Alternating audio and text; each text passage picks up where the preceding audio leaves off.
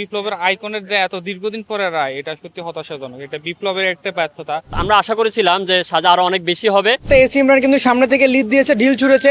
AC ইমরানের কিন্তু কোনো শাস্তি দেওয়া নেই এবং তার নাম কিন্তু এই আসামিদের লিস্টেও নেই। এই রায়ে আমরা দেখেছি যে যারা বিভিন্নভাবে যারা গুরুদণ্ডে দণ্ডিত তাদেরকে অনেক লঘু শাস্তি দেওয়া হয়েছে। আমরা সেটি পুনরায় আদালতকে বিবেচনার দাবি রাখব।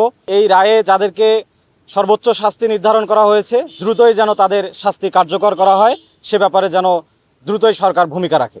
তৎকালীন ছাত্রলীগের সভাপতি যে বিভিন্ন মারণাস্ত্র নিয়ে যে ছাত্রদের প্রতি পাল্টা ধাওয়া করেছে তাকে একেবারেই লঘু শাস্তি দেওয়া হয়েছে। আবার দেখব 11 তারিখ যে মাসুদুল হাসান মাসুদ যে শহীদ আবু সাইদের গলা চিপে ধরেছিল, যে তাৎক্ষণিক সেই অ্যাটেম্প টু মার্ডার, কিন্তু তাকেও অনেক কম শাস্তি দেওয়া হয়েছে।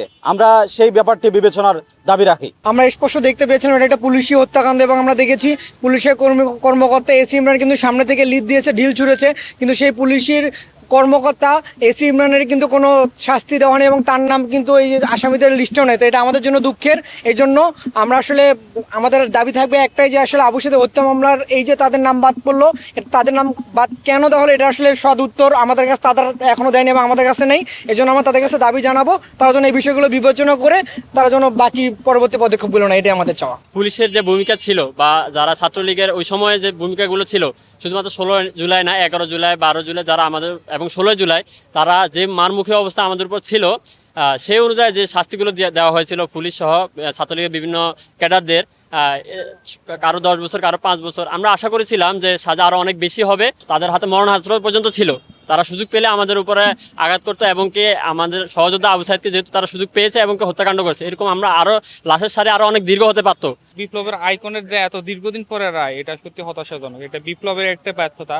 তো এই হিসাবে আমরা যারা বিপ্লবী ছিলাম এবং বিপ্লব পরবর্তীতে যাদেরকে আমরা সরকারের যাদেরকে ক্ষমতা দিয়েছি, এটা তাদেরও ব্যর্থতা।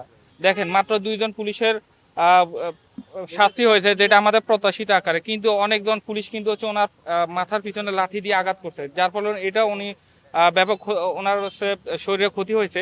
কিন্তু ওই ব্যাপারে আমাদের প্রত্যাশিত আমরা রায় পাই নাই। পাশাপাশি অনেক ছাত্রলীগ নেতা হচ্ছে আমাদের অনেক মারণাস্ত্র নিয়ে আমাদেরকে হত্যা করতে গিয়েছে, আবু সাইদ ভাইকে আক্রমণ করতে গিয়েছে, কিন্তু আমাদের ওই অনুযায়ী প্রত্যাশিত আমরা রায় পাই না। তো সর্বোপরি আমরা আদালতকে দাবি জানাই এই বিষয়গুলো ভালো করে বিবেচনা করুক। একটা মহান বিপ্লবের মহানায়কের এ রায় কখনো কাম্য না।